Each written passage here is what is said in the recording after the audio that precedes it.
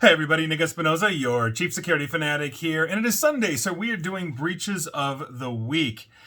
And this Breaches of the Week is absolutely nuts. I was hoping we'd get a little more time off, meaning the last one I did was pretty light compared to this week, and so we're back on track for just more insanity. But before we begin, as always, I want to thank the people that sent me a lot of this information. That would be David Little, thank you very much, Jacqueline Wolf, Jay Dance, and Chris Fallon. Thank you very much. And if you have a tip for me, please send it my way, and I will give you a shout out on all my various media. And with that, let's get going because there is no time to waste, and we're going to start with Advanced Medical Management because on June 23rd, they filed a notice of data breach with the Attorney General of Montana after basically they got hit. Now, in this notice, they explained that their incident resulted from an unauthorized party gaining access to sensitive info, which included names, social security numbers, address, email address, phone numbers, dates of birth, driver's license numbers, protected health information, and health insurance information as well. They've been sending out notices of letters, so heads up to you, Advanced Medical Management patients. It's just, like I said, another crazy week, but we're going to do the mini segment right now of if you just spent some money, you wouldn't have been sued, and you wouldn't be facing class action lawsuits. Spend that money on cyber defense strategies, so unbelievably important.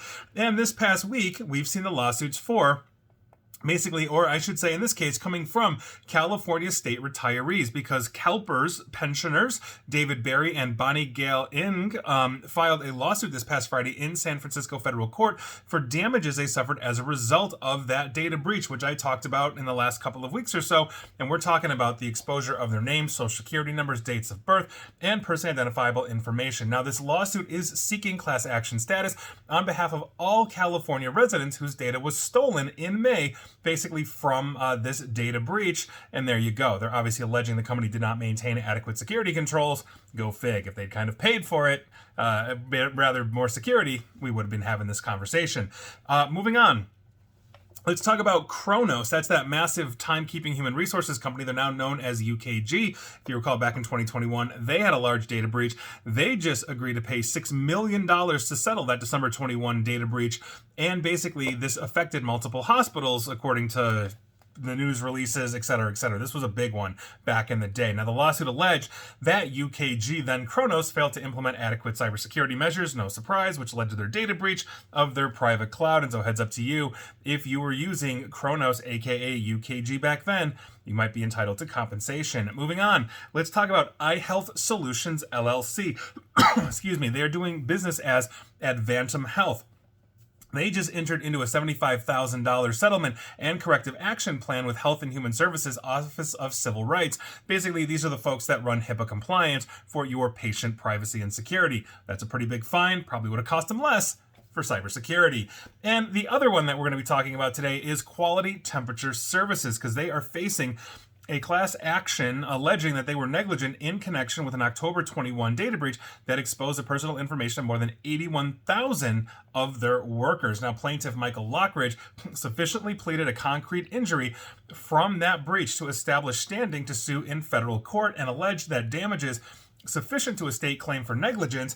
Basically, Judge F.K. Ben of the U.S. District Court basically ruled on that premise in Eastern Michigan this past Friday. Lockridge alleges that the company's failure to properly safeguard that information led to his information being exposed. So heads up to you if you've ever been a worker for Quality Temporary Services. And those are it. Those are the big ones today. And again, next week, I promise you, we'll see more lawsuits, more class actions, and everything else. On top of this, let's keep going outside of that and talk about Pepsi Bottling Ventures. This is part of PepsiCo. In early 2023, they learned that an unauthorized party basically accessed some of their internal IT systems, and based on that investigation, that unknown party accessed those systems on or around December 23rd of last year and downloaded certain information from their network. So what we are talking about in terms of impacted information could be first and last names, including individual and or parents' legal name, surname prior to marriage. That's very specific. Home address, email address, financial account information, including unlimited numbers of passwords and PIN codes, as well as other numbers, state and federal government issued IDs, like driver's license, state IDs, etc., social security numbers, passport information, digital signatures, and information related to benefits and employment, including certain limited medical history, health insurance claims, and insurance basically formed information as well as policy numbers. So if you work for Pepsi Bottling Ventures, you definitely want to check in. Next up, Big Move It update. If you recall, this is that unfolding data breach I've been talking about for, a couple months now, it seems like. Feels like a year. But a million companies are basically coming out of the woodwork here, and this week was no different. And so, with the Move It data breach, we've got the Tennessee Consolidated Retirement System, National Student Clearinghouse, Union Bank Trust and Company, the Vitality Group, Ultimate Health Services Corporation, Aon, the big financial services, Shell, the large energy provider, First Merchants Bank, UK's Cambridgeshire County Council, Dublin Airport, I assume in Dublin, Ireland, not Dublin, Ohio, and the Teachers Insurance and Annuity Association, or TIAA, which led to disclosures from Middlebury College, Madison College of Wisconsin, and I was told directly of DePauw University, though I could not find a notice yet. Assume it's coming, all you DePauw folks. That obviously is a huge thing. Move It continues to unfold, and we continue to see hit after hit. Next week will be no different, so check back in. Your company may be part of Move It or something you're related to. Moving on from Move It, let's talk about Lansing Community College, because on June 30th, they filed a notice of data breach with the Attorney General of Maine after discovering an unauthorized actor had accessed their school systems for a period of nearly 3 months. Now, according to basically their disclosure, we're talking names and social security numbers, and basically they have completed an investigation, and they have notified 757,832. So if you go to Lansing Community College, I'm assuming in Maine or Michigan, heads up to you. I don't know if there's a Lansing, Maine, but there's definitely a Lansing, Michigan. Now, with that, let's go to the Tacoma-Pierce County Health Department in the state of Washington. Now, on June 1st, the Department of Justice informed basically the county health department that an unauthorized person accessed their Washington State Food Worker Card online training platform, is also known as Do It Right, Serve It Safe database. Now, this breach occurred on or around November 18th of 2018. That's right, we're going back about 5 years. Now, the unauthorized person basically shared a user account information for 1.5 million people on an online form, including names, dates of birth, email address, and zip codes. They also learned 9,500 records contained driver's license numbers that were collected before September 4th of 2012. Many people have since issued new driver's license numbers, etc., because apparently the Washington State changed their numbering system in 2018. I think the number I have on my Illinois driver's license is exactly the same since I got it when I was like 16, but there you go. So heads up to you. Back in 2018 or so, if you were working for the Washington State Food Worker Card online and went to the Do It Right, Serve It Safe training, and you're in the database, so heads up to you. Moving on, let's talk about Nickelodeon. Nickelodeon. Heard that my entire life. Now, Nickelodeon has confirmed that the data leaked from an alleged breach of their company is legitimate, but it appears to be decades old. Now, at the end of June, a rumor emerged about a major leak from Nickelodeon's animation department. Now, proof of that alleged leak started circulating on social media, showing an extensive collection of reportedly 500 gigabytes in documents and media files. Now, the data breach supposedly occurred January of this year and allegedly ended with Nickelodeon blocking the unauthorized access 2 months later. However, there is no reliable evidence for this. According to some sources, all the files were leaked on a private Discord server, many of them being basically reposted elsewhere. But if this is decades old, odds are a lot of that data is completely invalid. And so there you go. Heads up to you if you worked for Nickelodeon 20 years ago. We'll see what happens. Moving on. Let's talk about the Summit Consolidated Group, because a recent data breach discovered on May 30th, 2023 is what we are talking about. Now, on July 3rd, Summit Consolidated notified individuals that they experienced basically a data breach, and according to them, basically information stored on their servers may have been subject to unauthorized access on November 7th of last year. We're talking about names and social security numbers, so heads up to you, Summit Consolidated Group employees and or customers. Moving on, let's talk about Imagine 360. Imagine 360 also had a recent data breach, and on June 30th, they notified patients that basically the company experienced a data breach after an unauthorized party gained access to their sensitive data as well. We're talking names, addresses, social security numbers, medical information, and health insurance information as well. That unauthorized access may have been hit on January 28th of this year. So heads up, Imagine 360 patients. Moving on, let's talk about the National Institutes of Health Federal Credit Union. That's right, we're heading to the banks. Now, on July 5th, basically the National Institute of Health, or NIH, Federal Credit Union filed a notice of data breach with the Attorney General of Maine following their discovery that an unauthorized party gained access to an employee's email email account. Now, according to this notice, they explain that the incident resulted in sensitive consumer information, including names and social security numbers, getting hit. They've sent out numbers to those impacted as well. So heads up to you, National Institute of Health Federal Credit Union members. Hopefully your money is safe. Next up is major crypto exchange known as Huobi. They quietly fixed a data breach basically when a bad actor could have stolen user assets, spread malware, learned IP addresses of every over-the-counter trade since 2017, and identified nearly 5,000 crypto whales on their platform, according to a white hat hacker. Now, this is basically what would have happened, if they hadn't quietly fixed this. Any one of those things could have happened. Now, citizen journalist Aaron Phillips discovered this data breach in the summer of 2021 when Huobi accidentally shared a file containing AWS credentials. That's right. After learning about this breach in 2022, it took Phillips, according to him, an entire year to get the exchange to actually confirm that this had been fixed. And so there you go. Hopefully there will be no future disclosures from that exchange, but heads up to you, users of Huobi, I believe, and I'm sure Huobi. So you feel free to pronounce it any way you wish, because Lord knows I suck at this, and you know that if you're a longtime viewer or listener. Moving on. I'm sucking, for the record, at pronunciations. Moving on, let's talk about the Mount Desert Island Hospital in Bar Harbor, Maine. They just notified 24,180 patients that their private records may have been exposed during a network intrusion that affected the hospital between April 28th through May 7th of this year. Quote, the types of information that may have been impacted reportedly include name, address, date of birth, driver's license, state ID number, social security number, financial account information, medical record number, Medicare or Medicaid identification number, mental or physical treatment / condition information, diagnosis code / information, date of service, admission / discharge date, prescription information, billing / claims information, personal representative or guardian name, and health insurance information. Basically, if you've even looked at the Mount Desert Island Hospital or sneezed in their general direction, they've been recorded and it's been breached. Heads up to you, patients.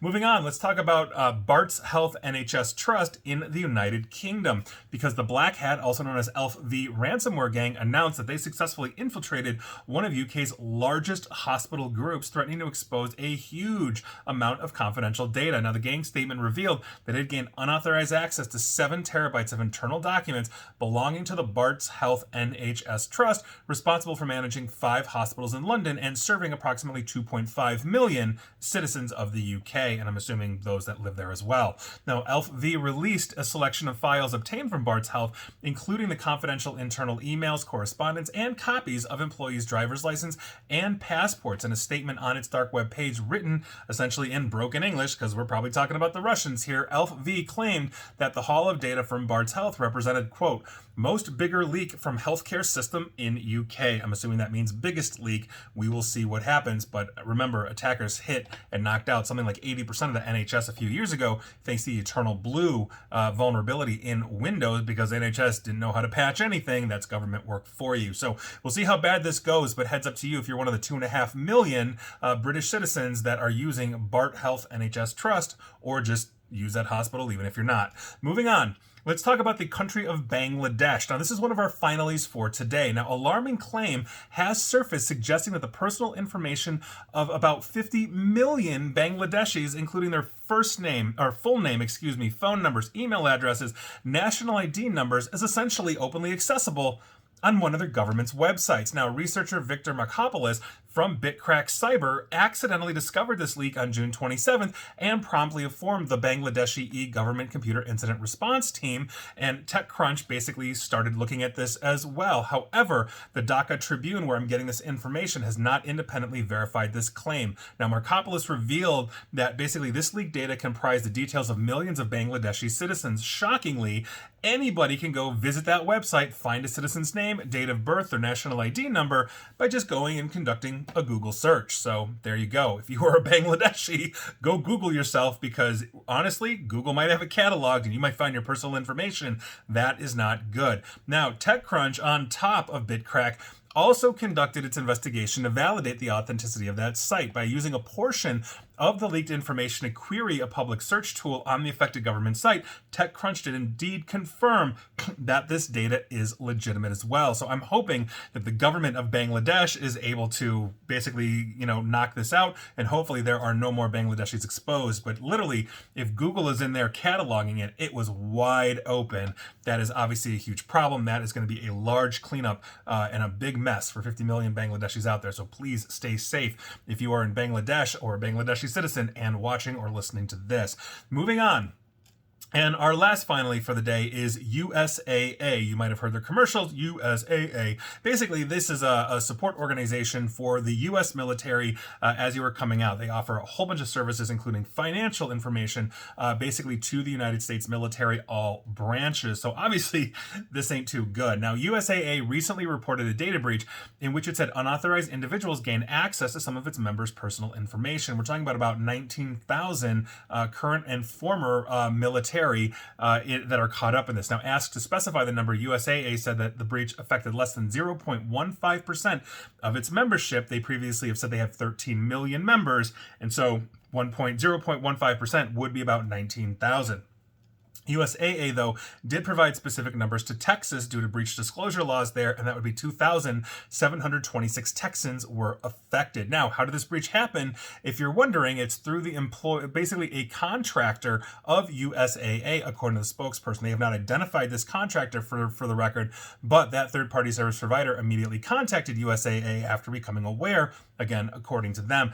If this is Move It, I swear to God. Okay, now with that, what information was accessed? USAA saying it potentially includes names, address, phone numbers, email, birth dates, driver's license, last 4 digits of social, bank account numbers, and personal identification numbers used to authenticate a member who calls in to USAA for some kind of support. This breach occurred over 5 months between December 20th through May 18th, according to the notice that they provided to California's Attorney General. And so if you're a member, here's what you should do. And I've got a lot of basically current and former military that watch and listen to my stuff. So heads up, ladies and gentlemen, affected members are being notified basically via the communication methods. They are told that the company, basically what you told the company you prefer. Those who selected electronic notifications had messages sent to your accounts on June 26, while those who opted for mail notifications should start receiving letters. If it wasn't this past week, it will be this upcoming week as well. Quote, in all cases, we have seen no evidence of any misuse of information resulting from the incident, end quote. And that is what they always say until they can't. So there you go. But heads up to you, that's obviously a huge problem. And I'm hoping that this is not the tip of the iceberg. And oftentimes when we see these things, financial institutions have this tendency, not all, but some, to basically start upping the ante and saying, oh, well, it was 19,000. And then 5 months later, when the dust settles, we found another 120,000, and then 2 years later, it's 2 million, et cetera, et cetera. Equifax did that, and they lied through the whole thing for years.